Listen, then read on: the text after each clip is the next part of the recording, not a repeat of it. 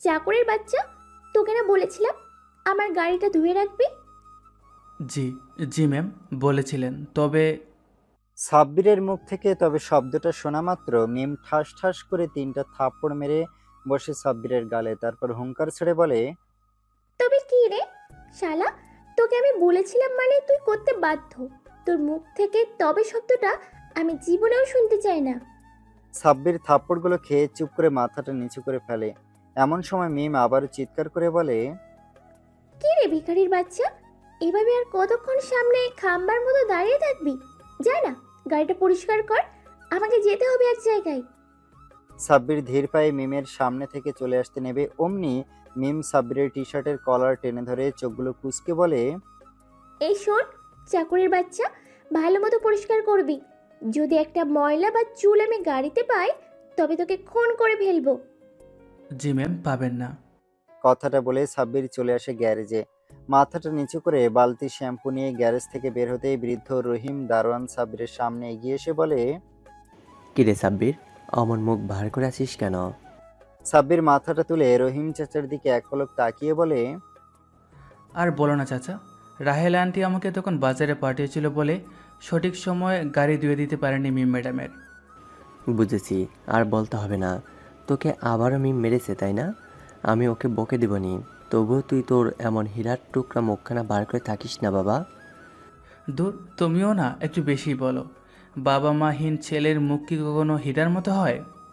তোর বাবা মা নেই তো আমি কে বলতো? আমি তোর সব। আর শোন, জ্বর শরীর নিয়ে গাড়িতে ধুতে যাবি, রাতে তো আবার গঙ্গানি দিয়ে আমাকে ভয়ে মেরে ফেলার পায়তারা করছিস। চুপ চাচা, ওসব বলো না। জ্বর জ্বরের জায়গায়, কাজ কাজের জায়গায়, বুঝেছো? তাছাড়া গাড়ি না ধুয়ে দিলে আবার এই শরীরের উপর টর্নেডো বয়ে যাবে। আমি আর পারবো না সহ্য করতে। রহিম চাচা পরম মমতায় সাব্বিরের কপালে হাত দিয়ে জ্বর কতটা বোঝার চেষ্টা করেন। গতকালের চেয়ে কম দেখে বলেন, জ্বর গত রাতের চেয়ে কম। শোন, দ্রুত গাড়ি পরিষ্কার করবি, পানিতে শরীর যেন না ভিজে যায়। এখন আমি যাই। দরজার সামনে রাতের 4, এখনই বেরিয়ে যাবে বাসা থেকে।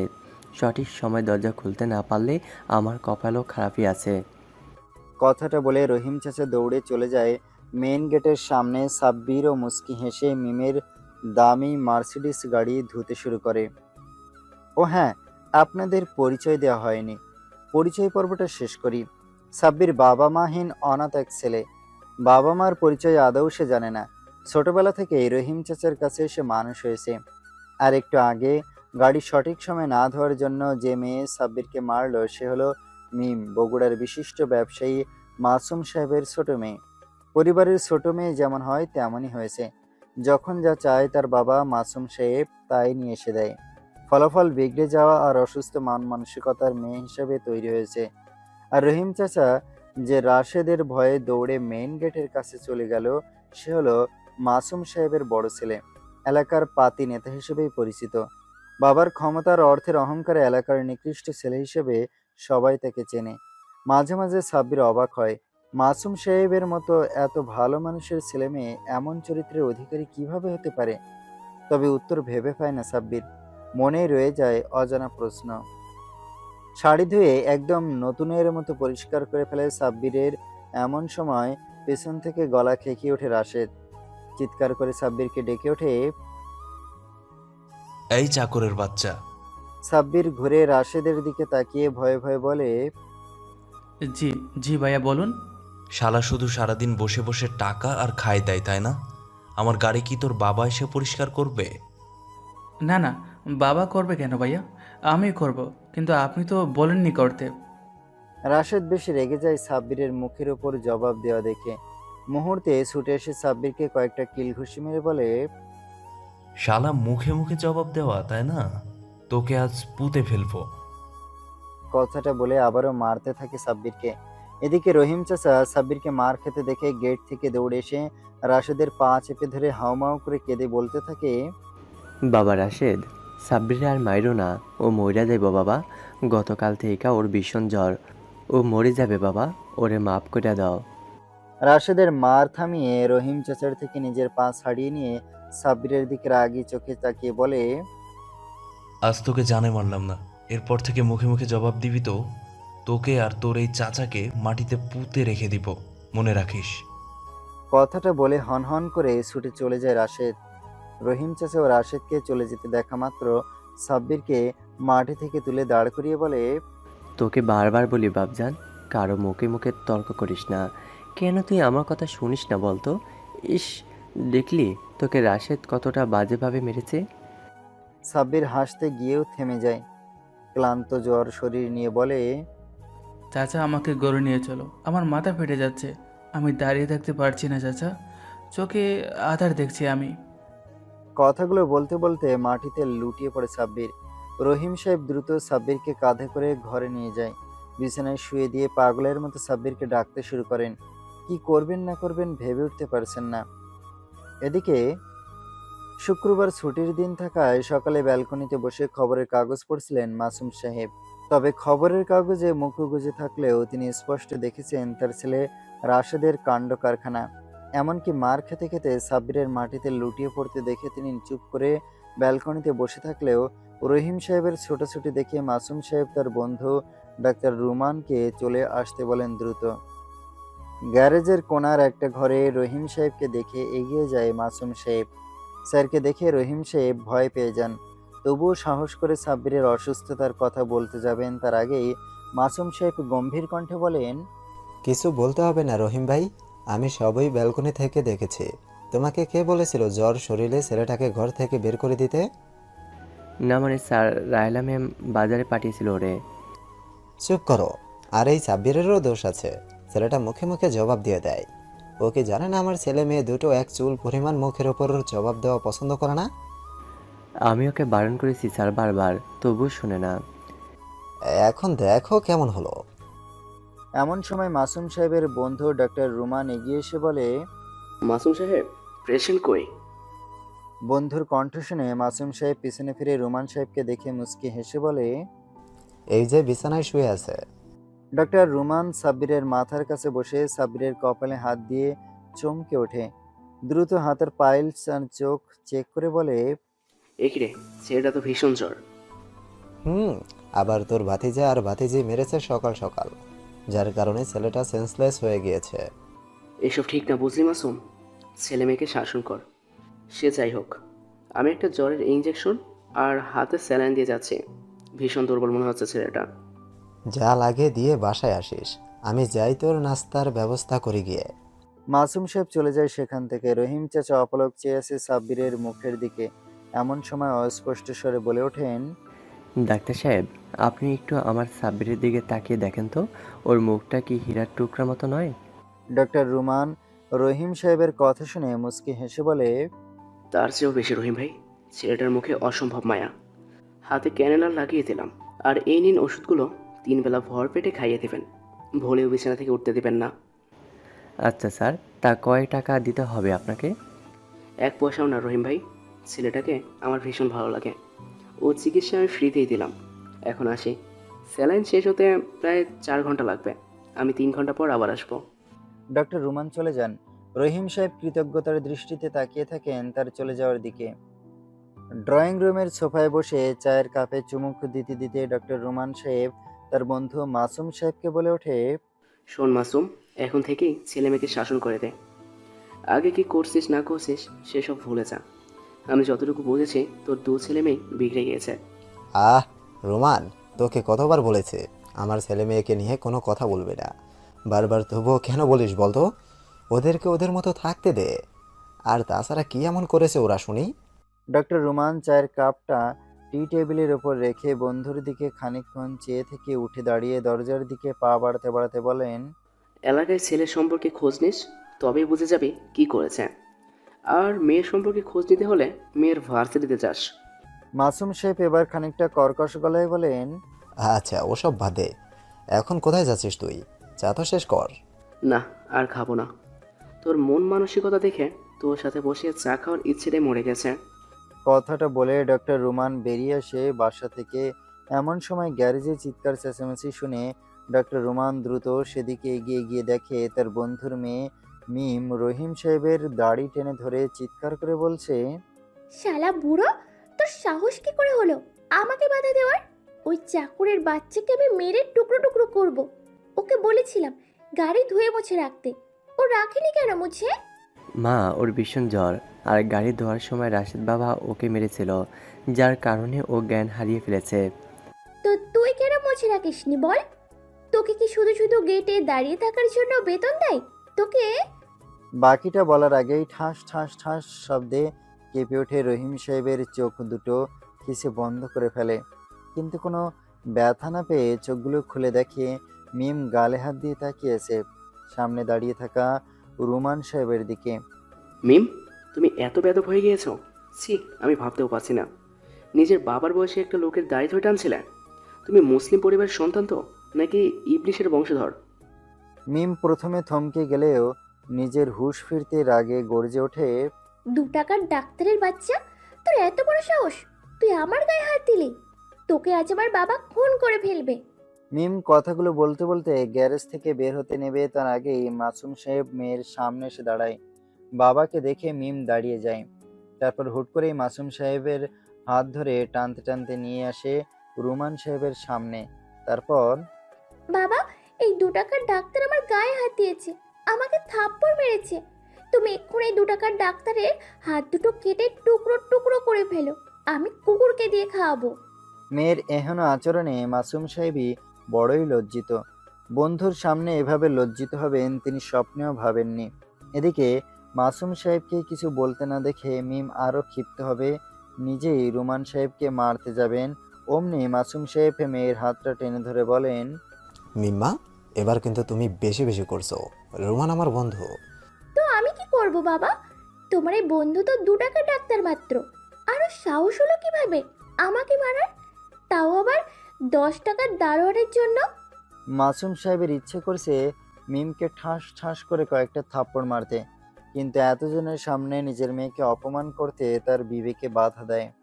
আর দ্রুত মিমের হাত ধরে গ্যারেজ থেকে বের হতে হতে রুমান সাহেবকে বলেন, বন্ধু, তুই দয়া করে বাসায় চলে যা, আর আসিস না এখানে। আমার মেয়েকে ভুলে মেরেছিস আজ, তাই কিছু বললাম না। এরপর আর সেই দুঃসাহস দেখাস না। তবে কিন্তু আমি ভুলে যাব আমাদের এতদিনের বন্ধুত্বের কথা।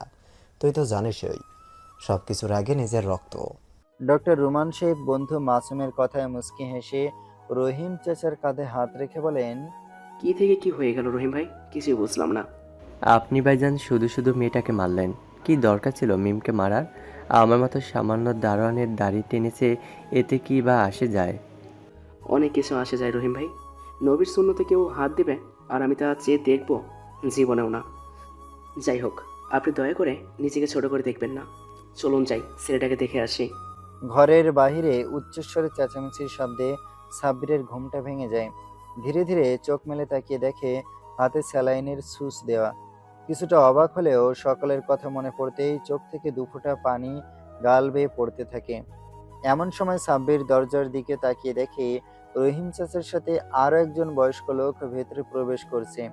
লোকটাকে দেখে সাব্বিরের মুখে হাসি ফুটে ওঠে, কারণ তিনি হলেন রুমান সাহেব। সাব্বিরের সাথে তার ভীষণ খাতির। রুমে ঢুকে সাব্বিরের হাসি দেখে রুমান সাহেব নিজেও মুচকি হাসে আর বলে, কি ইয়াংম্যান, সামান্য কিছু কিল খুশি খেয়ে সেন্সলেস হয়ে গেছিল যে? আসলে শরীর ভালো ছিল না আঙ্কেল, সকাল থেকে কিচ্ছু খাইনি, সাথে প্রচণ্ড জ্বর, শরীর নিয়ে বাজারে গিয়েছিলাম হেঁটে, যার ফলে ক্লান্ত ছিলাম। তারপর 2 ভাই বোনের হাতে মার খেয়ে আর নিজেকে সামলিয়ে উঠতে পারেনি। বেশ বেশ, আর বলতে হবে না। তুমি প্রচুর কথা বলো বুঝলে। তোমার কণ্ঠে জাদু আছে বোধ হয়, শুনতে এতই মধুর মতো, কি যে বলবো। রহিম ভাই নিন, আপনার ভাতিজা সুস্থ প্রায়। রহিম চাচা রুমান সাহেবের কথা শোনার পর সাব্বিরের কপালে হাত দিয়ে চেক করে জ্বর আছে কিনা। তবে তেমন জ্বর না থাকায় রহিম চাচার মুখ থেকে দুশ্চিন্তার কালো ছাপ উধাও হয়ে যায়। মুখে হাসি হাসি ভাব নিয়ে কৃতজ্ঞতার দৃষ্টিতে রুমান সাহেবকে বলেন, রুমান সাহেব, আপনাকে কি বলে যে ধন্যবাদ দিব বুঝতে পারছি না আমি। ওটা আমাকে নয়, আমার বস মানে আমার পাগল বন্ধু মাসুম সাহেবকে দিয়ে দেবেন ভাই। ওই আমাকে না ডাকলে আমি তো জানতামই না। রহিম চাচা রুমান সাহেবের কথা শুনে চুপ হয়ে যান, কেননা তিনি এতক্ষণ মাসুম সাহেবকে সবচেয়ে খারাপ মানুষ হিসেবে ভেবে নিয়েছিলেন। রহিম চাচাকে রুমান সাহেব চুপ করে থাকতে দেখে আর কথা বাড়ায় না। সাব্বিরের হাতের ক্যানেলারটা চেক করে বলে, শোনো সাব্বির, আর হয়তো সর্বোচ্চ 1 ঘন্টা স্যালাইন চলবে, ঘুমিয়ে পড়ো না। তবে কিন্তু বিপদ হতে পারে। জি বুঝতে পেরেছি আঙ্কেল। ভালোভাবে ক্যানেডার খুলে এই পট্টিটা লাগিয়ে নিও, আর ওষুধ দিয়েছি খেয়ে নিও। আমি আসছি, হয়তো আজ আর আসবো না, তবে তুমি সময় করে একদিন আমার চেম্বারে এসো। সাব্বির মাথা নাড়ায়। রুমান সাহেবও বিদায় নিয়ে চলে যান। এতক্ষণ রহিম চাচা চুপ করে থাকতেও রুমান সাহেব চলে যেতেই ক্ষোভে ফেটে পড়েন তিনি। রাগে গর্জে উঠে বলেন, তোকে আমার মেরে ফেলতে ইচ্ছে করছে সাব্বির। তো ফেলো না, তোমাকে বারণ করেছে কে বাবা? সাব্বিরের মুখ থেকে বাবা ডাক শুনে স্তব্ধ হয়ে যায় রহিম সাহেব। তবুও নিজেকে সামলিয়ে নিয়ে চাপা স্বরে বলে, চুপ। আর ভুলেও আমায় বাবা ডাকবি না। তুই তো জানিসই আমি তোর বাবা না। তবে কেন আমাকে বারবার বাবা ডেকে কষ্ট দিচ্ছিস বলতো? সাব্বির মুস্কি হেসে বলে, কি করব বলো, যাকে ছোটোবেলা থেকে দেখে আসলাম তার খেয়ে বড় হলাম, আমাকে মানুষ করার জন্য নিজে বিয়ে করলো না। তোমারও তো বাবা ডাক শুনতে ইচ্ছে করে, তাই নয় কি? চুপ কর তো, আর বক বক করিস না। আমাকে বাবা ডাকবি না। কেন যেন বুকটা কেঁপে ওঠে আমার। আমাকে চাচাই ডাকবে। আর কে কইলো আমি তোর জন্য বিয়া করি নাই? সাব্বির রহস্যময় হাসি দিয়ে বলে, সব কথা বলতে হয় না, কিছু কথা বুঝে নিতে হয়। নিজে তো রোজ মাতাল হয়ে থাকতে, আমাকে রাস্তায় কুড়িয়ে পাওয়ার পর থেকে মাতলামি ছেড়ে ভালো হয়ে গেছিলে কেন? তো কি করতাম? আমার কামে তখন খুব আছিল। রোজ মদ খাইলে তোর দুধ কোথা থেকে কিনতাম আমি শুনি? এখন ওসব বাদ দে। মাথা গরম করাস না। এমনিতে মাথা গরম মন চায় তোরে আচ্ছা মতো পেটাই। তো পেটো না, বারণ করছে কে? হ্যাঁ, রহিম সাহেব ভেঙে পড়েন। দ্রুত সাব্বিরকে নিজের বুকের মাঝে জড়িয়ে ধরে বলেন, ও কথা মুখে আনিস না বাপজান। তোরে মারলে আমি বাঁচবো কেমনে? তুই আমার কথা একটুও শুনিস না, বুঝলি বাপজান? কি শুনবো বলো তো? তোমাকে ছেড়ে আমি বলেও শহরটাতে যাইতে পারব না। শহরে না গেলে মানুষ হবি কেমনে? দেখো চাচা, মানুষ হতে হলে শহরে পড়তে হয় না, মানুষ হতে হলে সুন্দর মনের অধিকারী হতে হয়। আমি আশা করি একটা সুন্দর মনের অধিকারী। হয়েছে হয়েছে, তোর আর কথা শুনতে ভালো লাগছে না। পাইছিস একটা কথা, তবে তুই কান খুলে শুনে রাখ। তোকে আমি শহরে পাঠিয়ে এই সারমো। আমি গেলে তো তোর বাবাও যাবে। কথাটা বলে হন হন করে চলে যায় রহিম সাহেব। সাব্বিরও চুপচাপ শুয়ে থাকে। ড্রয়িং রুমে রাগে গর্জতে গর্জতে মিম ওর বাবা মাসুম সাহেবকে বলে ওঠে, বাবা, তুমি ওই 2 টাকার ডাক্তারের বাচ্চাকে কিছু বললে না কেন? ওর কত বড় কলিজা, আমাকে থাপ্পড় মারে। মাসুম সাহেব মাথায় হাত দিয়ে চুপ করেছিলেন। মেয়ের পাগলামি বেড়ে যাওয়ায় এবার তিনি সোফা থেকে উঠে এসে ঠাস ঠাস করে মেয়ের গালে থাপ্পড় মেরে বসেন। তারপর ধীর পায়ে আগের ন্যায় সোফায় গিয়ে বসে গলা খেকিয়ে স্ত্রী রাহেলা বেগমকে বলেন, ইদানিং ছেলে মেয়ে বেশ মাথায় উঠে গেছে বুঝলে রাহেলা। মাঝে মাঝে 2-4টা থাপ্পড় মেরে তাদের বুঝিয়ে দিতে হবে সে কার সাথে কথা বলছে। রাহেলা বেগম বেশ ভীতু, তবে হিংসুটে মহিলা। স্বামীর রাগ দেখে তিনি কোমল কণ্ঠে বলে, হ্যাঁ, তা যা বলেছ মেয়ে। আর ছেলেটা পুরোই বিগড়ে গেছে বেশি লাই পেয়ে। তা তুমি চা খাবে গো? হ্যাঁ, 1 কাপ দুধ চা নিয়ে এসো, সাথে একটা লাঠিও। রাশেদ খুব বেড়ে গেছে, ওকে একটু সাইজ করবো আজ। রাহেলা বেগম ছেলেকে মারার কথা শুনে কিছুটা বিরক্ত হলেও স্বামীর মুখের উপর কিছু না বলে চলে যায় কিচেনে চা বানানোর জন্য। মাসুম সাহেব আবারও তাকায় তার মেয়ের দিকে আর বলে, যার তার গায়ে হাত দিতে যেও না, পরিণাম ভালো হবে না। তুমি তো চেনোই আমার বন্ধু রোমানকে, সে কতটা ক্ষমতাধর সেটা হয়তো তুমি জানো না। কিন্তু বাবা, ও আমাকে মারবে আর আমি চুপ করে থাকবো? কত বড় সাহস, আমাকে মারে! আমিও তাই দেখছি, তবে তোমারও দোষ আছে মা। তুমি কেন ওর সামনে ওই বুড়ো দারোয়ানের দাড়ি টানতে গেলে? তুমি জানো না দাড়ি টানতে নেই, পাপ হবে। সরি বাবা, আসলে মাথা গরম হয়ে গিয়েছে। তাছাড়া তুমি তো জানোই আজ আমার বান্ধবীদের নিয়ে ঘুরতে যাওয়ার কথা। ওই শালাস কিন্তু চাকরের বাচ্চাকে গাড়ি ধুয়ে পরিষ্কার করতে বলেছিলাম। হ্যাঁ, সে তো করেছেই। গাড়িটা একদম নতুনের মতো ঝকঝকে হয়ে গিয়েছে, এতে রাগার কি হলো? কি হলো মানে? গাড়ি মুছবে কে? ওর বাবা? মেয়ের এই সামান্য বিষয় রেগে যেতে দেখে মাসুম সাহেব হেসে দেন। তারপর মেয়ের হাত ধরে টেনে নিয়ে এসে নিজের পাশে বসিয়ে বলেন, পাগলে আবার এভাবে কাউকে আঘাত করতে চেও না।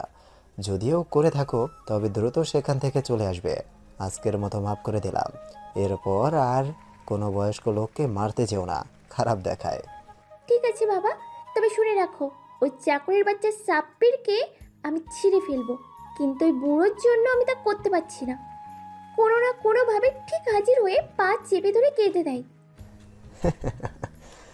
বুঝলে না মা, ওইটাই হলো ভিখারিদের অস্ত্র। যাই হোক, এই নাও ক্রেডিট কার্ড, মন মতো শপিং করো গিয়ে। ক্রেডিট কার্ড পেয়ে মিম খুশিতে লাফাতে লাফাতে ওর বাবাকে অনেকগুলো চুমু খেয়ে চলে যায়। এমন সময় পেছন থেকে রাশেদ বলে ওঠে, বাহ বাহ, কি দেখছি এগুলো মাসুম সাহেব? ছেলের এমন ব্যবহারে মাসুম সাহেব অবাক হয়ে মাথা না ঘুরিয়ে বলেন, রাশেদ, এ কেমন ব্যবহার? বাবার নাম ধরে কেউ ডাকে? রাশেদ ভাব বিলাসীনভাবে সোফায় বসতে বসতে বলে, কেউ না বললেও আমি বলি, তোমাকে সকালে আমার নতুন বাইক কেনার জন্য 6 লাখ টাকা চাইলাম, দিলে না। অথচ মেয়েকে শপিংয়ের জন্য পুরো ক্রেডিট কার্ড দিয়ে দিলে। তো কি হয়েছে? তুমি যথেষ্ট বড় হয়েছো, আজ বাদে কাল তোমার মাস্টার্স শেষ হবে। এখন নিজের একটা গতি তো করো। কি দরকার পাড়ার বকাটে হিসেবে নিজেকে প্রতিষ্ঠিত করার? এই চুপো, তোমার বক বক শুনতে আমি এখানে এসে বসিনি। আমার একটাই কথা, আমাকে এক্ষুনি 6 লাখ টাকা দিবে। আমার বাইক পছন্দ হয়েছে, আমি কিনবই সেটা। মাথা গরম করি ওরা, সামনে থেকে বিদায় হও বেয়াদব। মুখে মুখে কথা বলতে শিখে গেছো, পিঠের চামড়া একদম ছিলে ফেলবো। বাবা, বাকিটা বলার আগেই মাসুম সাহেব ঠাস ঠাস করে থাপ্পড় মেরে বসে রাশেদকে। রাগে মাসুম সাহেব হিতাহিত জ্ঞান হারিয়ে ফেলে, সাথে সাথে দুটো লাথি মেরে বসে। রাশেদ টাল সামলাতে না পেরে দূরে ছিটকে পড়ে যায়। দৌড়ে আসে কিচেন থেকে রাহেলা বেগম। ছেলেকে পড়ে থাকতে দেখে তিনি এগিয়ে গিয়ে তুলতে নেবে, তার আগেই মাসুম সাথে আরও দুটো লাথি মেরে বলে, আজকের পর থেকে তোকে যেন বাসায় না দেখি। খুব সাহস বেড়ে গেছে তোর। বাবাকে নাম ধরে ডাকা, এমনকি হুমকি দাও। বাবার টাকায় ফুটানি মারো রাস্তার গুন্ডাদের সাথে মিশে। যাও এখান। শূন্য পকেটে সেই বন্ধুদের সাথে দেখবে আমার চেয়েও বেশি লাথি মারবে। রাশেদের বাবা, ছেলেকে মারলে তুমি? চুপ করো রাহেলা, এ ছেলে নেই, পশু হয়ে গেছে। পড়ার নাম নেই, আজ বাদে কাল মাস্টার্স ফাইনাল পরীক্ষা। উনি গুন্ডামি করে, আজ থেকে ও আমার সন্তান না। কথাটা বলে চলে যায় মাসুম সাহেব। রাশেদ নিজেও মাটি থেকে কোনো মতে উঠে লজ্জায় বাসা থেকে বেরিয়ে যায়। পরের দিন এই সাব্বির, সাব্বির, কি হয়েছে চাচা? এভাবে সকাল সকাল ডাকছো কেন? সাদে কি আর ডাকছি? তোর না ভার্সিটিতে যেতে হবে, সে খেয়াল কি তোর আছে? শরীর ভালো হতে না হতেই তোমার আমাকে ভার্সিটিতে পাঠাতে হবে? অবশ্যই, তোকে আমি একদিনও ভার্সিটি মিস দিতে দেব না। যা, দ্রুত রেডি হয়ে ভার্সিটিতে যা। আর শোন, আর এই বাড়ির কামরাগিরি করতে হবে না। মানে? মানে করিস কেন? বুঝিস না সোজা কথা? তোকে এই বাড়ি আর কোনো কাজ করতে হবে না। আমি দারোয়ানগিরি করে যা বেতন বোনাস পাই তাই দিয়ে চলে যায়। তোর কাজ করতে হবে না, তুই পড়াশোনা কর। তোর মতো শিক্ষিত ছেলেকে ভার্সিটির লাস্ট গার্ল চাকরের বাচ্চা বলবে, আমি তা শুনতে পারবো না। সাব্বির মাথা দুলায় আর মুস্কি হেসে বলে, বুঝেছি চাচা, তুমি আমাকে শহরে পাঠিয়ে ছাড়বে। সে আমি পাঠাবই তোকে বগুড়া, আর রাখবো না। ঢাকায় গিয়ে নামি দামি কলেজে পড়বি, বুঝেছিস? কিন্তু ওখানে পড়তে বহু টাকা লাগবে, তুমি পাবে কোথায়? ওখানে টিউশনি করবি, আর আমার বেতনের 15,000 টাকার সবটাই তোকে দিয়ে দেব। এখন যা তো ভার্সিটিতে। তোর যে এত কথার প্যাঁচ ভালো লাগে না আর। আমি খিচুড়ি রান্না করেছি, ফ্রেশ হয়ে এসে খেয়ে যা দ্রুত। 3 দিন পর ভার্সিটিতে আসতেই দুজন বুলেটের গতিতে ছুটে আসে সাব্বিরের দিকে। সাব্বিরও তাদের দেখে দৌড়ে ছুটে যায় তাদের দিকে। হ্যাঁ, সেই দুজন সাব্বিরের খুব কাছের বন্ধু নয়ন আর শয়ন। সাব্বির তাদের কাছাকাছি যেতেই নয়ন প্রাণ খোলা হাসি দিয়ে বলে, কি রে, কেমন আছিস এখন? ওই আছে আর কি। তা তোদের দুটোর কি খবর? আর খবর শালা, তোর এই পাগলের জন্য শান্তিতে ভার্সিটিতে আসতেই পারিনি। মানে? মানে মানে কি বে? রোমান আমাদের পাগল বানিয়ে ফেলেছে। ভার্সিটিতে আসলেই তোর খবর জানতে মরিয়া হয়ে ওঠে। চালিয়ে মেরেছে খুব, বুঝলি? খবর জানতে চাইছে, জানিয়ে দিলেই তো বাড়তি, এতে জ্বালানোর কি হয়েছে শুনি? আর তাছাড়া রুমুর বাবা মানে রোমান আঙ্কেলই তো গতকাল আমাকে চিকিৎসা করেছে। বুঝবি না তুই দোস্ত, এখনো তুই বাচ্চা। রোমান আর জ্বালিয়েছে কেন বলছি, একবার ভালো করে তাকিয়ে দেখিস মেয়েটার চোখের দিকে। শালা চুপ, আমি কবি নয় যে মেয়েদের চোখের দিকে তাকিয়ে থাকবো। বাইরে রাস্তা চল, এবার ক্লাসে যাই, সামনে তো 2য় বর্ষের পরীক্ষা। কেমন প্রিপারেশন তোদের? আর প্রিপারেশন, রোজ রোজ ছোট মাছের তরকারি দিয়ে এক পাতিল ভাত খাচ্ছে, বুঝলি দোস্ত? কি, পরীক্ষার সাথে ভাত খাওয়ার কি সম্পর্ক? হি হি হি। আরে বেটা, ছোট মাছের তরকারি দিয়ে ভাত খেলে চোখের জ্যোতি বাড়ে। এতে অন্যের খাতার লেখা দূর থেকেও দেখতে পারবো। তোর দ্বারা সেটাই মানায়। যাই হোক, শোন সাব্বির, আমরা ক্লাসে যাচ্ছি, তুই এই বটতলাতেই বসে থাক। বেচারি রোমানা এখনও আসেনি, আসলে ওর সাথে দেখা করে তবেই ক্লাসে আসিস, আমরা তোর জায়গা ধরে রাখবো। কথাটা বলে শয়ন নয়নকে টেনে নিয়ে চলে যায়। সেখান থেকে সাব্বিরও মুচকি হেসে বসে পড়ে বটতলায়। বাবা বাবা, কোথায় গেলে তুমি? এই তো মা, আমি এখানে। ডাইনিং টেবিল থেকে জবাবা দেন তিনি। বাবার সাড়া পেয়ে রোমানা এগিয়ে গিয়ে বাবার পাশের চেয়ারে বসে। রোমান সাহেবও মেয়ের প্লেটে পরোটা, ডিম, অমলেট তুলে দিতে দিতে বলেন, তা আজ এত খুশি খুশি লাগছে কেন তোমার মামুনি? রোমানা মুখটা গোমড়া করে বলে, কেন বাবা, আমি খুশি দেখে তোমার হিংসে হচ্ছে বুঝি? ছি ছি, কি বলে এসব আমার পাগলি মা, তোর খুশিতেই তো আমি খুশি। তাহলে এই কথা বলছো যে? বলছি কি আর এমনি, গত 3 দিন তোর মুখের দিকে আমি তাকাতেই পারিনি, কেমন উদাসীন হয়েছিলি। আজ হুট করে এত খুশি দেখে বলছিলাম আর কি। সিক্রেট বাবা, তোমাকে বলবো না আমি। না বললেও আমি বুঝি মামুনি, আমিও তোমার বয়স পার করে এসেছি। তার সাব্বির আজ কলেজে এসেছে বুঝি? রুমানা কেসে উঠে বাবার কথা শোনে। রোমান সাহেবও মেয়ের কাণ্ড দেখে মুচকি হেসে পানির গ্লাস এগিয়ে দিতে দিতে বলেন, থাক, আর কেসে উঠতে হবে না। মেয়ের মনে কি চলে আমি বাবা হয়ে না বুঝলে কে বুঝবে শুনি? আর তাছাড়া আমি হার্ট স্পেশালিস্ট, বুঝলে? সবার মন বোঝার ক্ষমতা আমার আছে। থাক থাক বাবা, তোমাকে আর ঢপ মারতে হবে না। তাছাড়া সাব্বিরকে আমি হেড করি, বুঝলে? কত বড় পাজি বলো তো তুমি, আমাকে না বলে 3 দিন ভার্সিটিতে আসেনি। আমি তো চিন্তায় শেষ হয়ে যাচ্ছিলাম। রোমান সাহেব শান্ত প্রকৃতির মানুষ। নিজের একমাত্র মেয়ের সাথে বন্ধুর মতো আচরণ করেন বলেই মেয়ের মনে সব খবর জানতে পারেন। মেয়ে যে কাউকে মন দিয়ে ফেলেছে সেটা তিনি বুঝে ফেলেছেন। কিছুটা শান্ত আর গম্ভীর কণ্ঠে বলেন, এখন নাস্তা সেরে নাও, ঠান্ডা হয়ে যাবে। আর শোনো মামুনি, এমন কিছু করো না যাতে তোমার বা আমার মান সম্মান নষ্ট হয়। জি বাবা, আসলে থাক, বলতে হবে না। 26 ছেলেটার বাবা মা নেই, তবে একজন বাবার মতো মানুষ আছেন, তিনি রহিম ভাই। তাকে আমি সেই বহু বছর থেকে চিনি, আর সাব্বিরকে ছোটবেলা থেকে। রোমান পরোটা আর অমলেট এক টুকরো মুখে দিয়ে বাবার দিকে তাকিয়ে বলে, কিভাবে বাবা, আমাকে বলো তো প্লিজ। আজ থেকে সম্ভবত 22 বছর আগে রহিম ভাই ছিল সম্পূর্ণ মাতাল এক দারোয়ান। রোজ নেশা করত, তবে আমার বন্ধু হিসেবেই দেখতাম, মানা করতাম, শুনতো না। হঠাৎ একদিন রাতে একটা ছোট্ট 1-1.5 বছরের ছেলেকে নিয়ে আমার চেম্বারে আসেন। ছেলেটার জ্বর এসেছিল খুব। প্রথমে আমি অবাক হয়ে জিজ্ঞেস করছিলাম, ছেলেটা কার ভাই? তিনি প্রথমে নিজে বলতে আমি বলে ফেলি, আপনি তো অবিবাহিত। রহিম ভাই, সত্যি বলুন, নয়তো আমি পুলিশ ডাকবো। তারপর তারপর কি হলো? তারপর স্বীকার করলেন, রাস্তার পাশের এক ডাস্টবিনের পাশে দামি তোয়ালে মোড়ানো ছিল বাচ্চাটা। তারপর কি হলো? প্রথমে বাচ্চাটাকে আমি হসপিটাল দিতে বললেও রহিম ভাই দিতে দেয়নি, জোর করেই নিজেই মানুষ করেন। নিজের মদ খাওয়া বাদ দিয়ে সেই টাকা দিয়ে দুধ খেয়ে বড় করে তোলেন, আর সেই ছেলেই আজকে ছাব্বির। বাহ, তাহলে তো তুমি দেখছি নিজের হবু জামাইকে ছোটবেলা থেকেই জানো বাবা। রোমান সাহেব মেয়ের দিকে বাঁকা চোখে তাকিয়ে মুচকি হাসতে হাসতে বলেন, রোমনা বেশি হচ্ছে কিন্তু, ও এখনও বেকার, আর আমি বেকার ছেলের হাতে আমার মেয়েকে বিয়ে দেবো না। তাছাড়া ওর জ্বরে অ্যালার্জি সম্ভবত, একটু ঠান্ডা লাগতেই 3-4 দিন জ্বর থাকে। এই 3 দিন ভার্সিটিতে যায়নি জ্বরের কারণেই। বুঝেছি, ওই ক্যালের ছেলেটাকে আমি সোজা করে ফেলবো, বুঝলে বাবা? এখন আমি আসি, বাই বাই। রোমানে বেরিয়ে পড়ে বাসা থেকে। গাড়ি থাকলেও হেঁটেই ভার্সিটির দিকে এগিয়ে যেতে থাকে, কারণ 2 মিনিট হাঁটলেই ভার্সিটি। এদিকে রোমান সাহেবও নাস্তা করে নিজের বাসার সামনে করা চেম্বারে খুলে বসেন। অনেকক্ষণ ধরে বটতলায় বসে বসে বিরক্ত হয়ে যায় সাব্বির। না আছে ঘড়ি, না আছে মোবাইল, তবে আন্দাজ করে নেয় আনুমানিক 30 মিনিট তো হয়েই গিয়েছে।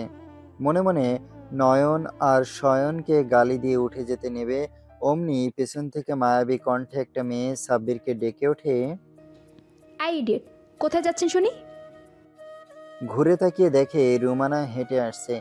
মুগ্ধ নয়নে তাকায় সামনে দাঁড়িয়ে থাকা রুমানার দিকে।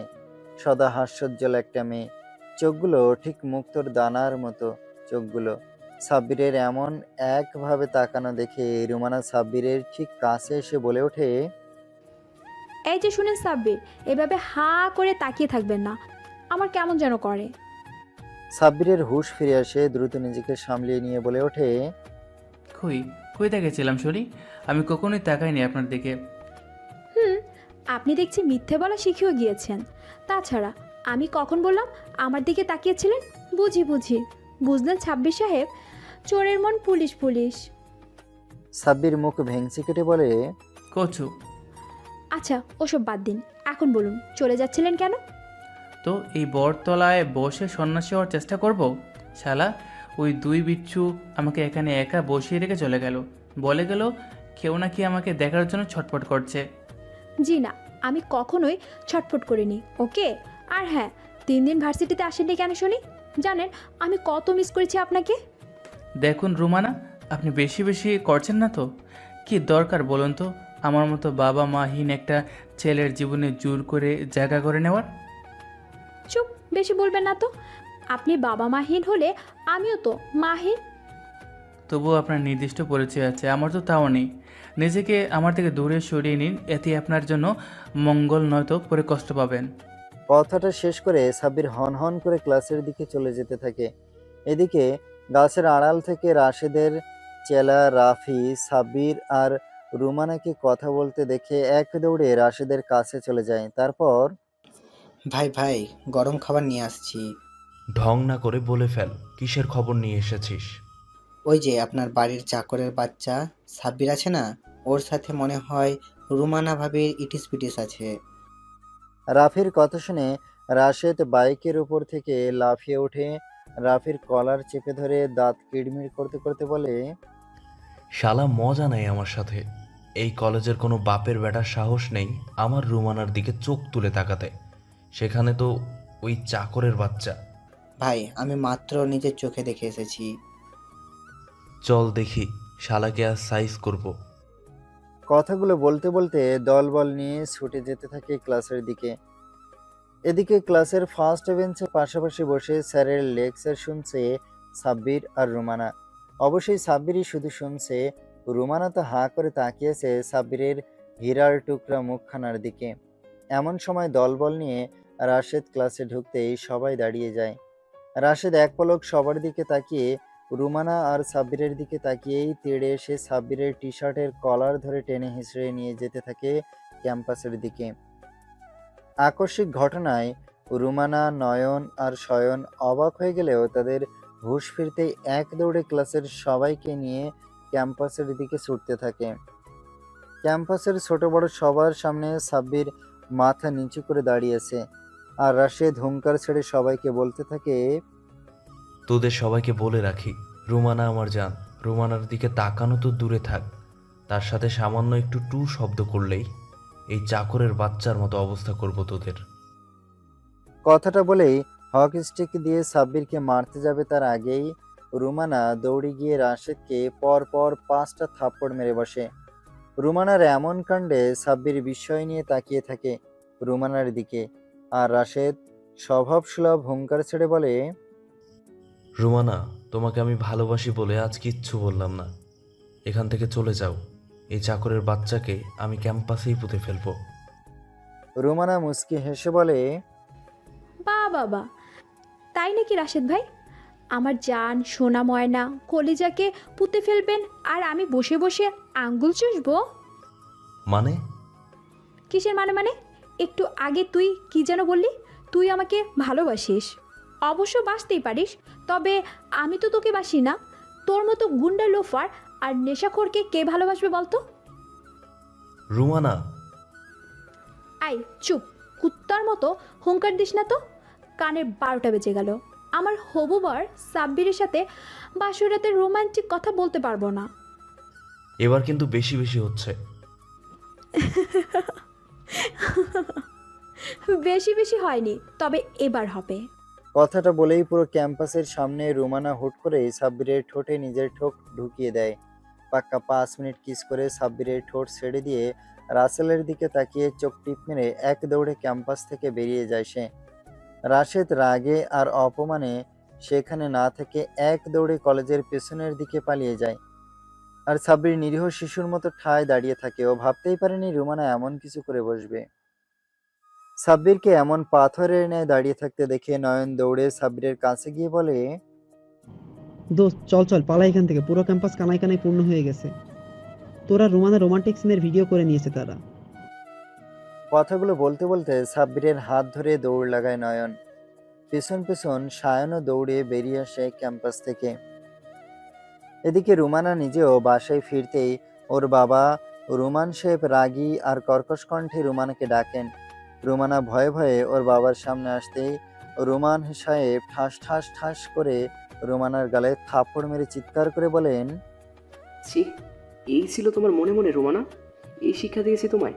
কুকুরের মতো হাজার মানুষের সামনে একটা ছেলেকে জোর করে চুমু খেতে তোমার লজ্জা লাগেনি?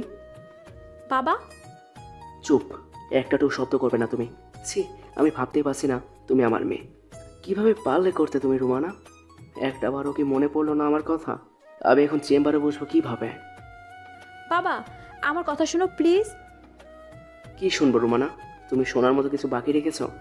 তুমি সাব্বির ছেলেটাকে ভালোবাসো, আমি মেনে নিয়েছি, তাই বলে এত লোকের সামনে এমন অশ্লীল কাজ করবে? বাবা আসলে তোমার বন্ধু মাসুম আঙ্কেলের ছেলে রাশিদ ভাইয়ের কিছু কথা শুনে মাথা ঠিক ছিল না, নিজের হিতের জ্ঞান হারিয়ে আমি কাজটা করে ফেলেছি। প্লিজ বাবা তুমি ভুল বুঝো না।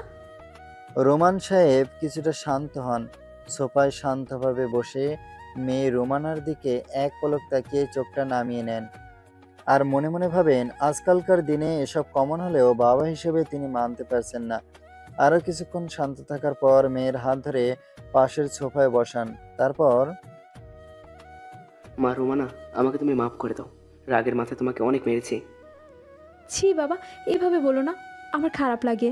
তাছাড়া তুমি আমার বাবা, আমার ভুল কাজে শাসন করবে, এটাই তো স্বাভাবিক। তবুও তুমি যথেষ্ট বড় হয়েছ, তোমার গায়ে হাত তোলা উচিত হয়নি।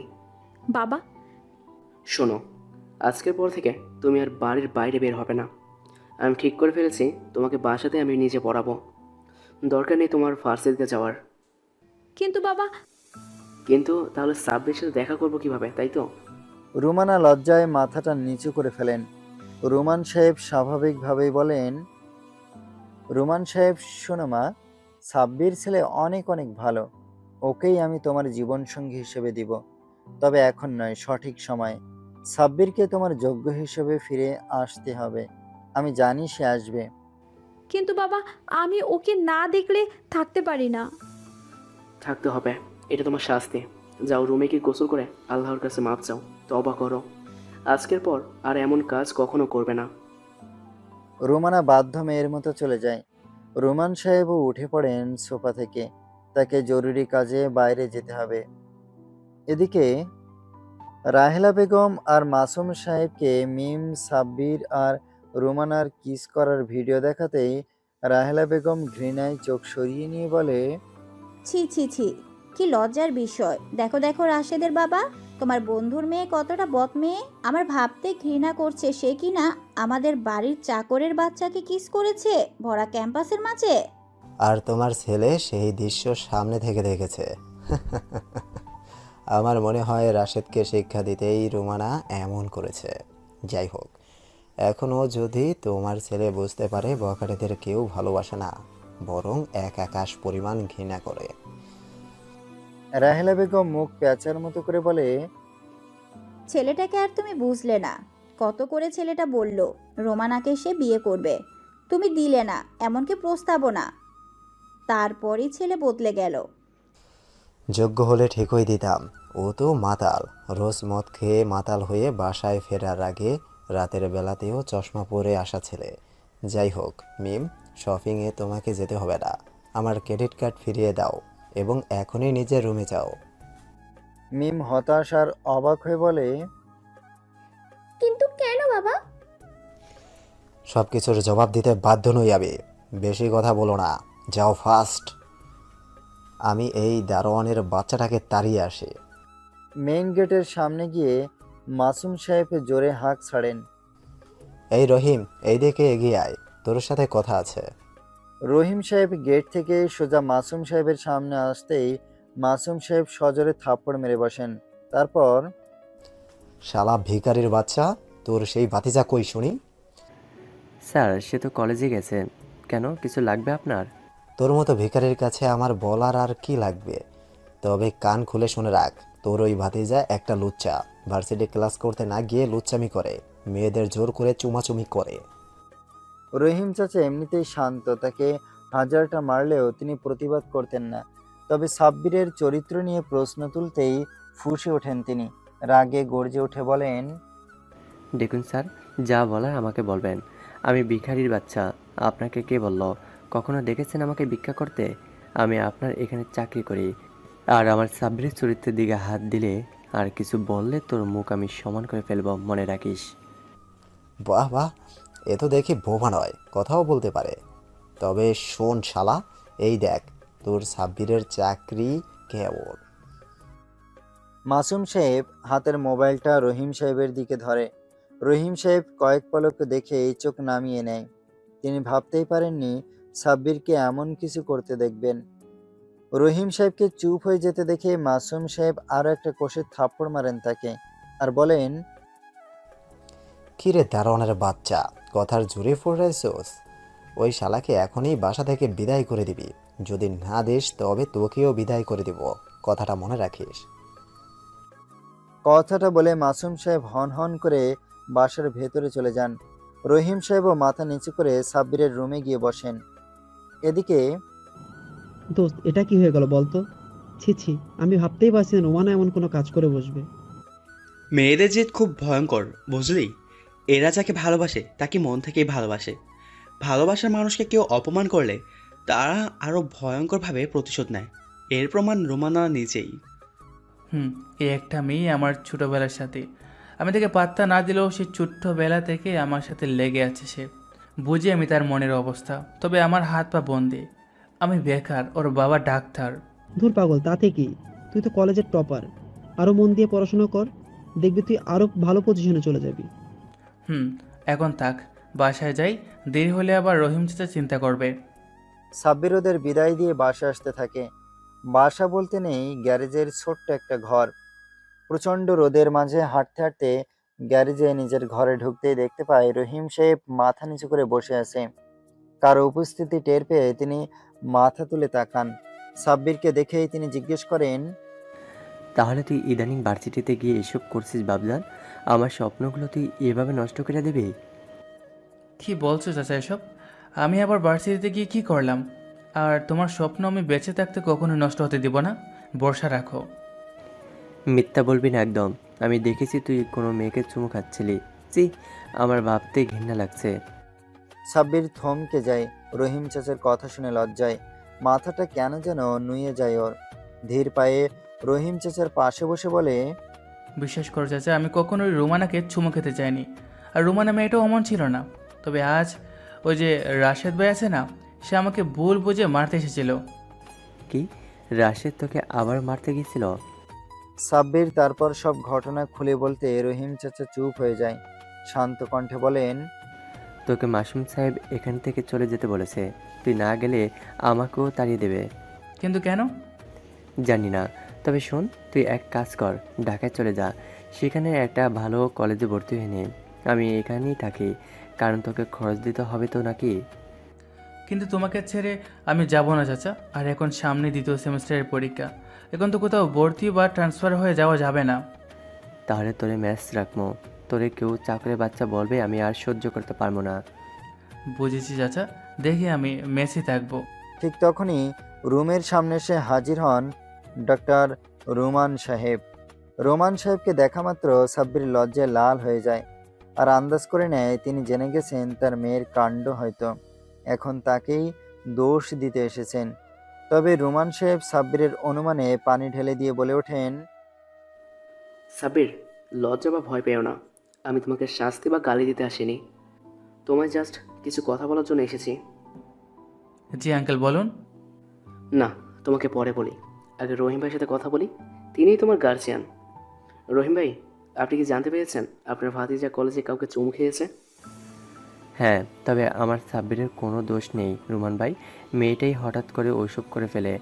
বলুন তো কতটা বেয়াদব হলে একটা মেয়ে এত লোকের সামনে চুমু দিতে পারে?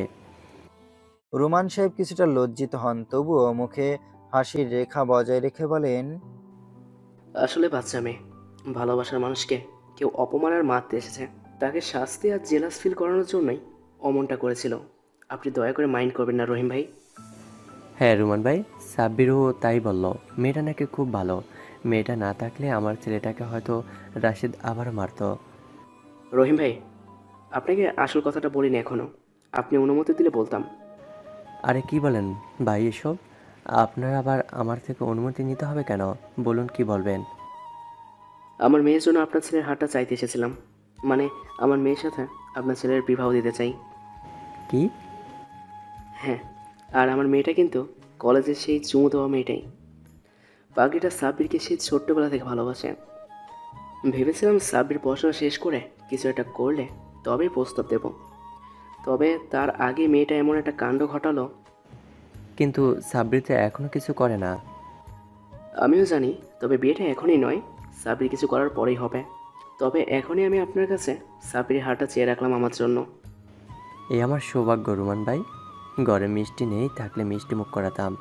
এই সাব্বির, যা দোকান থেকে মিষ্টি জাতীয় কিছু কিনে আনতো। সাব্বির লজ্জায় দ্রুত রুম থেকে বের হয়ে যেতে নেবে, তার আগেই রুমান সাহেব সাব্বিরের হাতটা চেপে ধরেন। দাঁড়িয়ে যায় সাব্বির।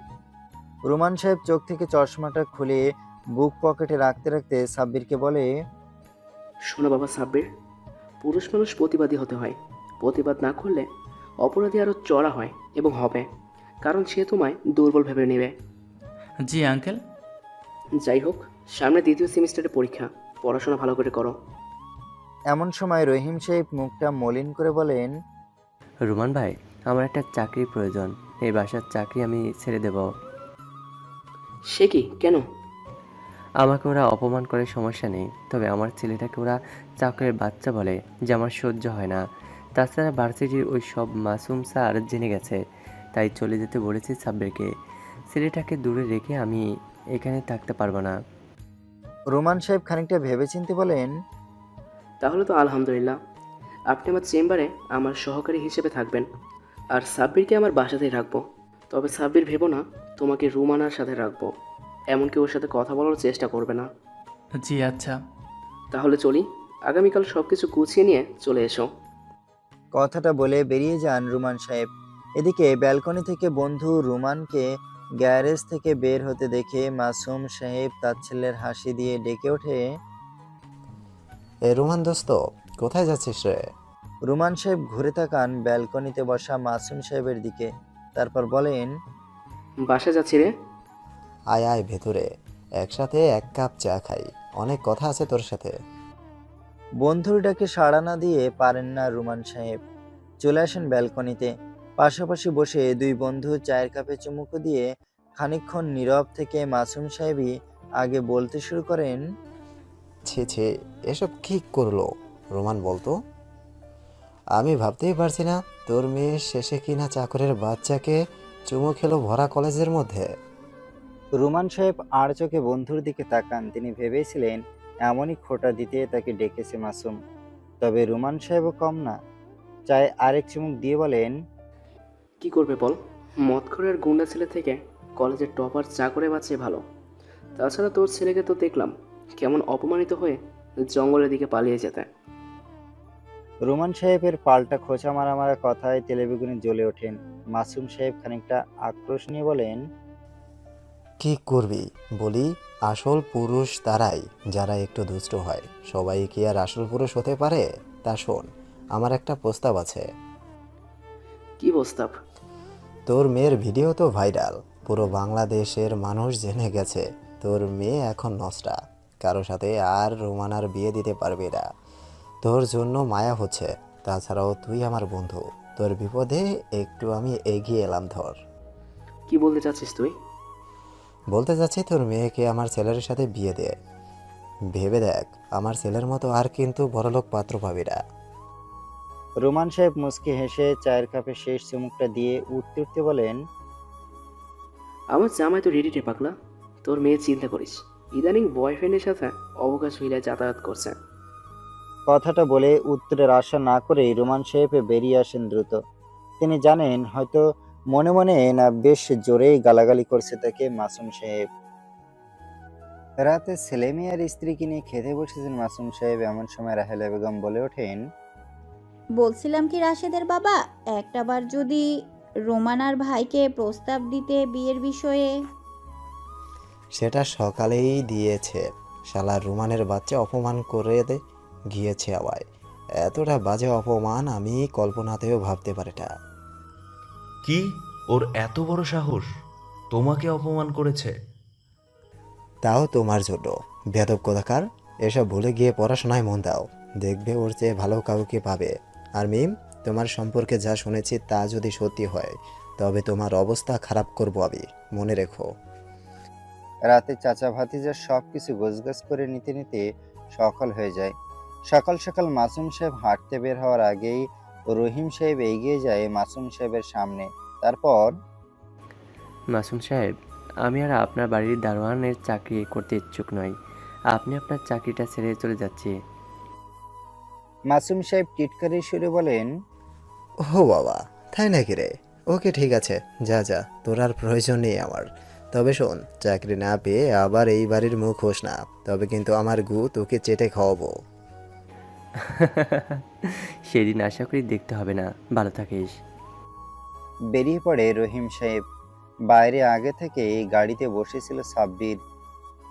রহিম চাচা গাড়িতে বসতে গাড়ি চলতে শুরু করে। সকাল সকাল দরজার কলিং বেল বাজায় রুমানা। কিচেন থেকে কিছুটা বিরক্তি নিয়ে দরজা খুলতেই চমকে ওঠে।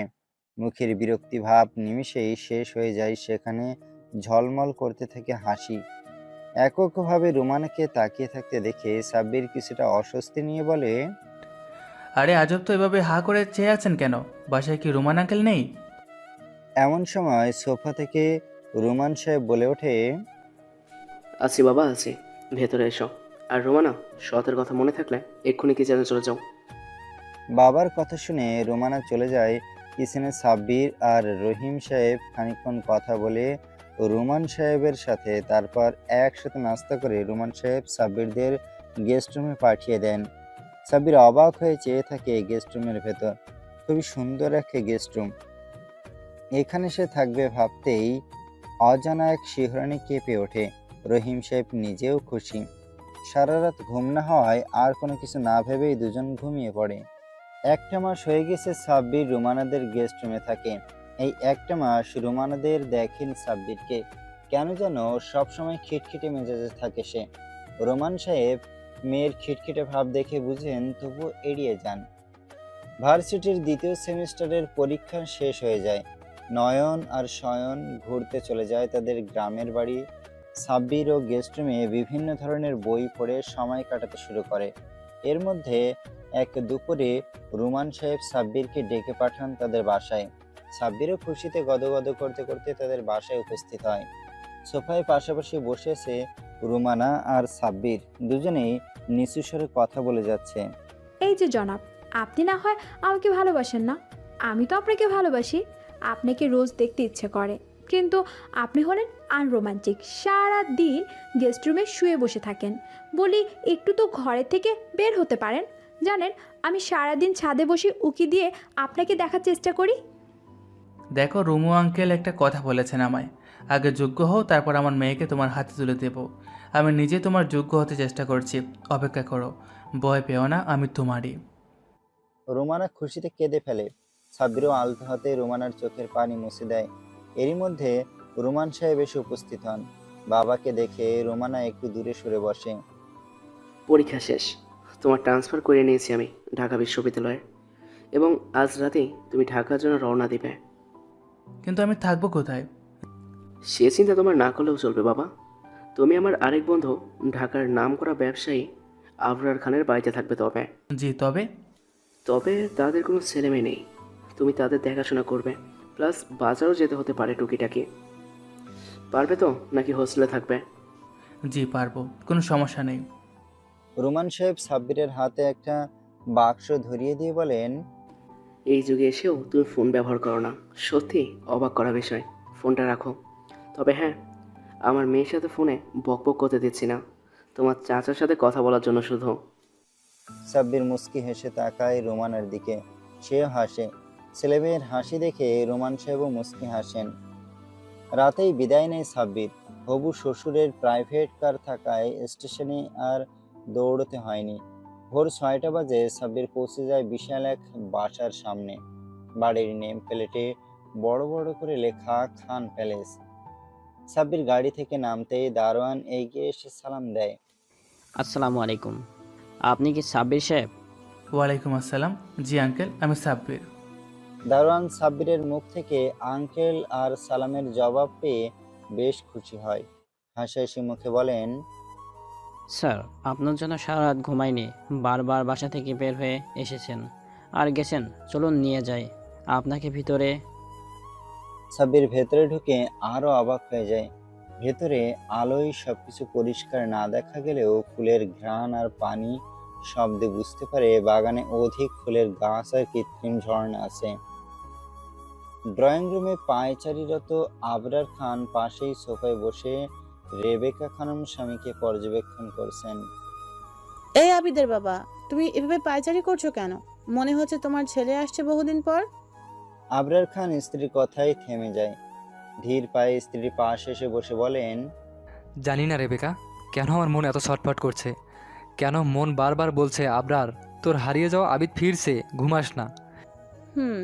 তুমি ঠিক বলেছ আবিদের বাবা, আমার বুকের মাঝেও কেন যেন এমন করছে, বহুদিন পর সুখের বেদনা দোলা দিচ্ছে।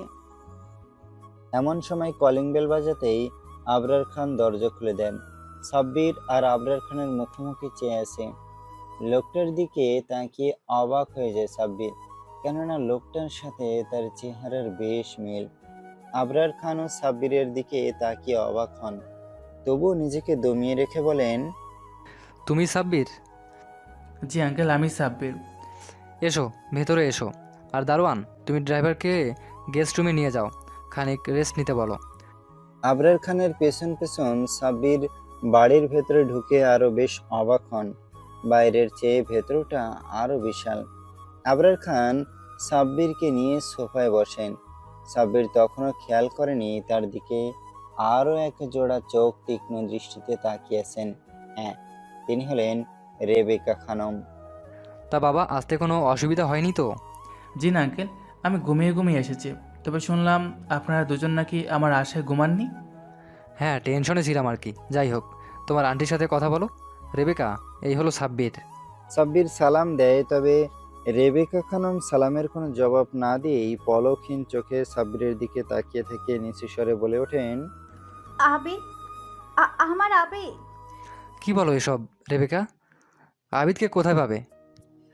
যাই হোক, বাবা সাব্বির, তুমি দ্বিতীয় তলার ডান পাশের রুমটাতে থাকবে আজ থেকে। ওই ঘরটাই তোমার জন্য বরাদ্দ করে রেখেছি আমি। সাব্বির মাথা নাড়িয়ে সোফা থেকে উঠে সিঁড়ির দিকে চলে যায়।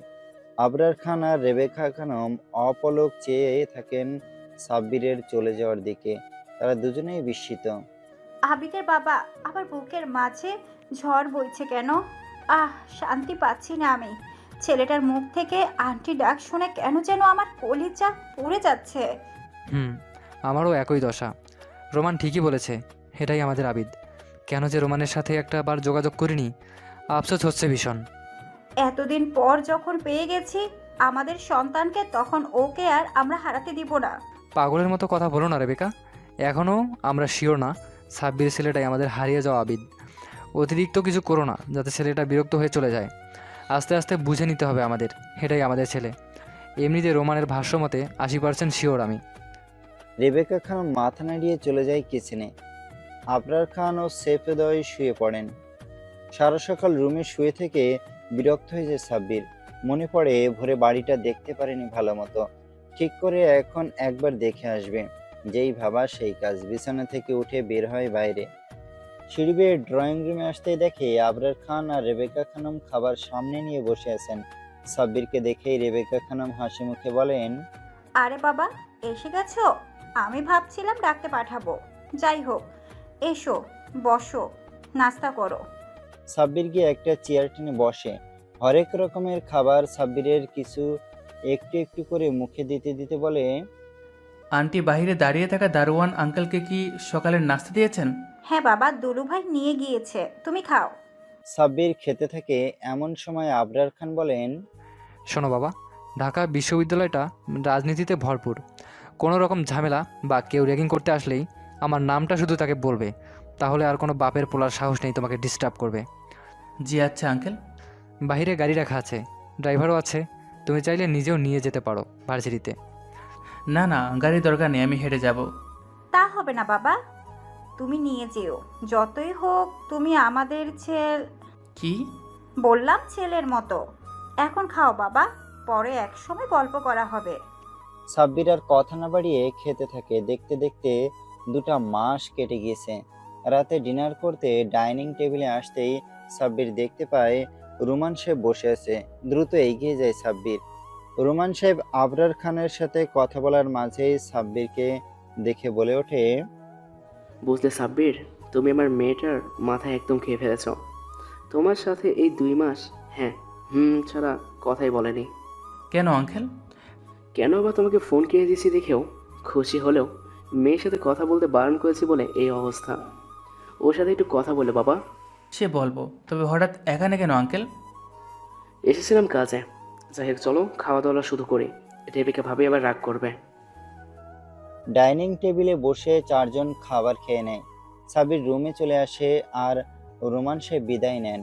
ইদানিং পড়ার ভীষণ চাপ। 3য় সেমিস্টারে উঠে পড়া নিয়ে আমি বেশি সিরিয়াস হয়ে গিয়েছে। হালকা পড়ার পর বিছানায় শুয়ে পড়তেই ফোনটা বেজে ওঠে। মুহূর্তে সাব্বিরের মুখে হাসি ফুটে ওঠে। ফোন রিসিভ করে কানে ধরতেই ওপাশ থেকে মিষ্টি একটা কণ্ঠে ভেসে আসে, এই যে জনাব ভাবওয়ালা, মনে আছে তো আমার কথা? থাকবে না কেন রুমু, তোমার কথা আমার বারে বারে মনে পড়ে। কচু, মনে পড়লে একটাবারও আমাকে ফোন দেননি কেন? ওই যে আঙ্কেলের শর্ত। যাই হোক, কেমন আছো তুমি? বহুদিন তোমাকে দেখি না, কেমন যেন শূন্য শূন্য আমি। ওকে, ভিডিও কল দাও, আমাকে দেখো, তবে যদি তোমার শূন্যতা একটু হলেও কমে। না, তার দরকার নেই, সামনাসামনি বর হিসেবে দেখবো তোমায়। আচ্ছা এখন রাখি, ভালো লাগছে না, কেন যেন কান্না পাচ্ছে আমার। আরে সে কি, কান্না পাবে কেন? বুঝবে না তুমি, মিস্টার আনরোমান্টিক। রাখছি।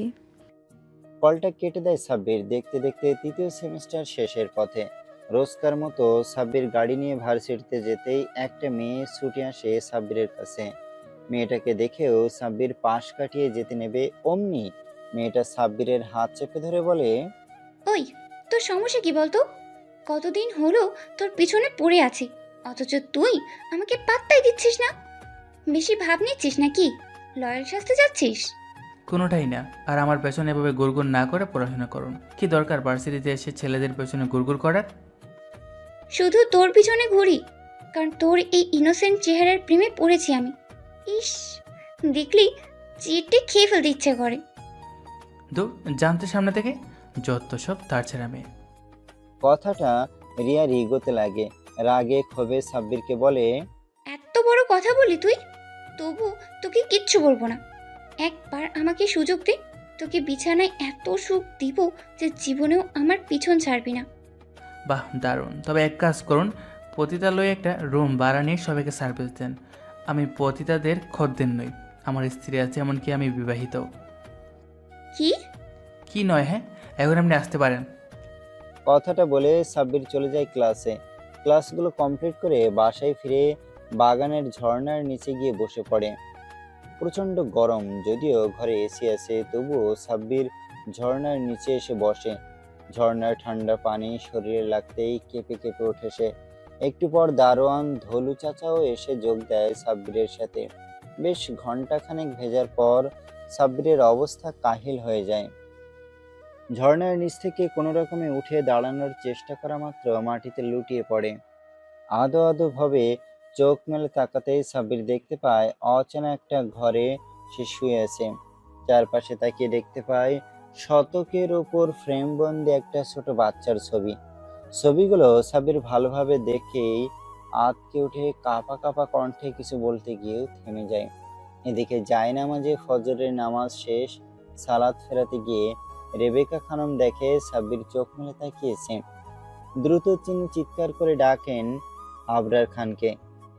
আবরার খান ছুটে আসেন, সাথে ছুটে আসেন রহিম চাচা, রুমান সাহেব, আর সবার শেষে আসে একটা মেয়ে। হ্যাঁ, সে হলো রুমানা। রাহেলা বেগমের কোলে মাথা রেখে সাব্বির সবার দিকে চেয়ে আছে। এমন সময় রহিম চাচা সাহেবের পাশে বসে কেঁদে ফেলেন। বহু কষ্টে নিজেকে সামলিয়ে বলেন, কেন করিস বাবা তুই মাঝে মাঝে এমন পাগলামি? কে বলেছিল তোকে ঘন্টা পর ঘন্টা ঝর্ণা পানিতে ভিজতে? সরি চাচা। ইংরেজি মারিস না তো। নিজে তো চেঞ্জলেস হয়ে পড়েছিলি, আমাদের যে চোখে পানিতে গোসল করে ফেলেছিস সেটা জানিস? সারা রাস্তা আমি কিভাবে এসেছি তোকে বলে বোঝাতে পারবো না। ওহ রহিম ভাই, বাদ দাও। বাচ্চা ছেলে, হয়তো শখ হয়েছিল। তা বাবা, এখন কেমন অনুভব করছো? এত প্রশান্তি অনুভব করছি বলে বোঝাতে পারবো না। এমন সময় রুমানা বিছানায় পাশ থেকে উঠে সাব্বিরের বাম পাশে বসে কাঁদো কাঁদো কণ্ঠে বলে, তোমার কিছু হলে আমার কি হতো বলো তো? তুমি জানো তোমার পানিতে অ্যালার্জি, একটু বেশি পানিতে ভিজলেই তোমার জ্বর হয়। তুমিও ভিজলে কেন? ভার্সিটিতে একটা ফালতু মেয়ে তার সাথে রাত কাটানোর প্রস্তাব দিয়েছিল আমায়। মেয়েটার কথা শুনে শরীরটা কেন যেন ঘিন ঘিন করছিল, তাই ঝর্ণার নিচে বসেছিলাম। সরি। বুঝেছি, এখন আর তোমাকে আমি একা ছাড়বো না। বাবা, ও বাবা, আমাকে এক্ষুনি বিয়ে করিয়ে দাও। আমি বিয়ে করব এই পাগলটাকে, আর কোনো না শুনবো না। আচ্ছা দেবো, এখন একটু উঠে এসো রহিম ভাই, এসো আমার সাথে। তারা তিনজন বেরিয়ে যান। রুমে এখন সাব্বির, আবরার খান আর রেবেকা খানম। সাব্বির চোখ তুলে তাদের দিকে তাকান, তাদের দুজনের চোখেই পানি। সাব্বির উঠতে গিয়েও পারে না, মাথা ভারী ভারী অনুভব করে সে। এমন সময় আবরার খান সাব্বিরের পাশে এসে ওর হাত দুটো ধরে ছলছল চোখে তাকিয়ে বলেন, কেন করেছিলি এমন পাগলামি বাবা? জানিস তোর চিন্তায় আমি শেষ হয়ে যাচ্ছিলাম। এভাবে আর কোনোদিন ঝর্ণা নিচে বসিস না। আমি ওই ঝর্ণাকে ভেঙে টুকরো টুকরো করে ফেলবো। না না আঙ্কেল, এটা করবেন না। ঝর্ণাটা আমার ভীষণ পছন্দের। আমি কথা দিচ্ছি আমি আর কখনো এমন করব না। এমন সময় রেবেকা খানম সাব্বিরের কপালে চুমু দেন আর বলেন, তুই চাইলে বাবা আরো 100টা ঝর্ণা বানিয়ে দিব, তোর পছন্দেই আমাদের পছন্দ। সাব্বির রেবেকা খানমকে আন্টি ডাকতে গিয়েও থেমে যান। কেন যেন মন বলছে মা ডাক, মা। তবুও কোনো এক কারণে সাব্বির নির্বাক থাকে। বারবার পুরো ঘরের দেয়ালে টাঙিয়ে রাখা ছবিগুলোর দিকে তাকাতে থাকে। সাব্বিরের তাকানো লক্ষ্য করে আবরার খান বলে ওঠেন, বাবা, দেয়ালের ছবিগুলো আমার ছেলে আবিদের। কই, আমি তো এই বাসায় কখনো দেখিনি আঙ্কেল। তিনি কোথায় থাকেন? জানি না রে বাবা। ছেলেটার যখন বয়স 1 বছর তখন আমি বগুড়া গিয়েছিলাম আমার পার্টনারের সাথে ঝামেলা মেটানোর জন্য। তারপর? ঝামেলা তো মিটলই না, উল্টো ও আমায় হুমকি দিল, মেরে ফেলবে আমাদের। আমি আমলে নেইনি। স্ত্রী সন্তানকে নিয়ে রাতে ডিনার করতে যাওয়ার পথেই গুন্ডারা হামলা করে আমাদের ওপর। দৌড়াতে থাকি আমি, তোমার আন্টি, কোলে থাকা ছোট্ট আবিদ ঘুমিয়েছিল। ভেবেছিলাম গুন্ডাগুলো আমাদের সহ আমার ছেলেকেও মেরে ফেলবে, তাই বাধ্য হয়ে ছেলেকে একটা ডাস্টবিনের পাশে লোহালিতে মুড়িয়ে লুকিয়ে রেখে দৌড়াতে দৌড়াতে পুলিশের জিপের সামনে গিয়ে পড়ি। কথাগুলো বলতে বলতে আবরার খান কান্না করতে থাকেন। সাব্বির ততক্ষণে উঠে বসেছেন, কৌতূহল নিয়ে জিজ্ঞেস করে, তারপর? পুলিশ দেখে গুন্ডাগুলো পালিয়ে যায়। সাথে সাথে পুলিশকে নিয়ে ছেলেকে যেখানে রেখে গিয়েছিলাম সেখানে আসি, কিন্তু সেখানে আমার ছেলেকে পাইনি। হারিয়ে ফেলি আমি তাকে। রেবেকা খানম হাওমাও করে কাঁদতে কাঁদতে বলেন, আফসোস, ছেলেকে যদি বুক থেকে না নামাতাম তবে আজ আমাদের সন্তানহারা হয়ে থাকতে হতো না। আবরার খান তার স্ত্রীকে সান্ত্বনা দিতে থাকে। এরই মধ্যে রহিম চাচা হুড়মুড় করে রুমে ঢুকে পড়েন। হাতে তার একটা ফ্রেম বন্দি ছবি। রহিম চাচা বিজয়ের হাসি দিয়ে সাব্বিরের দিকে ছবিটা এগিয়ে দিয়ে বলে, সাব্বির, ছবিটা দেখতো, চিনতে পারিস কিনা? সাব্বির ছবিটা ভালো করে দেখে বলে, চিনব না কেন? ছবিতে তুমি আর সেই ছোট্ট আমি। রহিম চাচা সাব্বিরের মাথায় গাঁটটা মেরে বলে, এবার দেওয়ালে থাকা ছবিগুলো ভালো করে দেখ, তবেই বুঝবি। রহিম চাচার কথা শুনে সাব্বির দেয়ালে থাকা ছোট বাচ্চার ছবির দিকে তাকিয়ে বলে ওঠে, আরে এ তো আমি। তার মানে? হ্যাঁ, তার মানে আবরার আর রেবেকা খানমই তোর বাবা মা। রহিম চাচার বলতে দেরি সাব্বিরকে বুকের মাঝে জড়িয়ে নিতে দেরি করেননি রেবেকা খানম আর আবরার খান। বহু বছর পর বাবা মা ছেলের মিলন দেখে রহিম সাহেব খুশিতে কেঁদে দেন। রেবেকা খানম কাঁদতে কাঁদতে ছেলে সাব্বিরকে বলেন, বাবা, আমার সোনা মানিক, মা বলে ডাক না রে আমায়। মা? সাব্বিরের মুখ থেকে মা ডাক শুনে রেবেকা খানমের কলিজা শীতল হয়ে যায়। দেখতে দেখতে 10 দিন কেটে যায়। সাব্বির সম্পূর্ণ সুস্থ, সবাই মিলে গল্পে ব্যস্ত। এমন সময় রহিম চাচা আবরার খানের হাতটা চেপে ধরে বলেন, আমাকে ক্ষমা করে দেবেন খান সাহেব। আমার একটা ভুলের জন্য আপনারা সন্তানহীন ছিলেন। সেদিন আমি যদি সেখান থেকে না নিয়ে গিয়ে বরং সেখানেই অপেক্ষা করতাম। থাক ভাই, বাদ দিন। সেদিন আমরা স্বামী স্ত্রী মারাও তো যেতে পারতাম। রোমান দোস্ত, তোকে অসংখ্য ধন্যবাদ ছেলেটাকে আমাদের কাছে ফিরিয়ে আনার জন্য। পাগল, আমি কিছুই করিনি, তবে এবার অনেক কিছুই করেছে। সাব্বিরকে সেদিন ঠিক জ্বর শরীরেই রহিম ভাই আমার কাছে এনেছিল। আর দেখ, আজও সাব্বির জ্বর শরীরেই তোদের কাছে এলো। মাঝখান থেকে আমি দুপক্ষেই সাব্বিরকে চিকিৎসা করেছি। তোর সাথে কেন আগে দেখা হলো না, কেন আগে কথা হলো না? আফসোস। ধুর, বাদ দে সব। তোকে যখন সাব্বিরের এখানে থাকার বিষয়ে কথা বলতে গেলাম, তখন তুই এক কথা যখন রাজি হয়ে গেলি আর নিঃসন্তানকে হারানোর কাহিনীটা বললি, তখনই আমার খটকা লেগেছিল। সাথে সাথে আমি রহিম ভাইকে জিজ্ঞেস করি সাব্বিরকে কীভাবে পেয়েছিল।